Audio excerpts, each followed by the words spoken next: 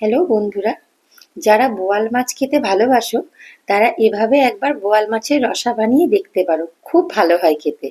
এটা বানানোর জন্য প্রথমে আমি 4 পিস বোয়াল মাছ নুন হলুদ মাখিয়ে তেলে ভেজে তুলে রেখেছিলাম। আর লম্বা করে কেটে রাখা আলুও নুন হলুদ দিয়ে তেলে ভেজে তুলে রেখেছিলাম।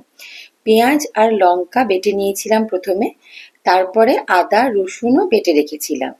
এবার তেলের মধ্যে কালো জিরে কাঁচা লঙ্কা ফোড়ন দিয়ে তার মধ্যে প্রথমে পেঁয়াজ বাটাটা দিয়ে বেশ খানিকক্ষণ নাড়াচাড়া করে নিয়ে আদা রসুন বাটা দিয়ে একটু ভালো করে কষতে হবে। এর মাঝখানে আমি বানিয়ে নিয়েছিলাম একটা ভাজা গুঁড়ো মশলা, 1 চামচ জিরে 1 চামচ ধনে আর দুটো শুকনো লঙ্কা দিয়ে ভেজে নিয়ে শুকনো খোলায় ভেজে গুঁড়ো করে নিয়েছিলাম। আদা রসুন বাটা দিয়েও বেশ খানিকটা কষে নেওয়ার পর কিছুটা টমেটো দিয়ে দিয়েছিলাম আর দিয়ে দিয়েছিলাম এই ভাজা গুঁড়ো মশলাটা, সাথে নুন হলুদ আর লঙ্কা গুঁড়ো।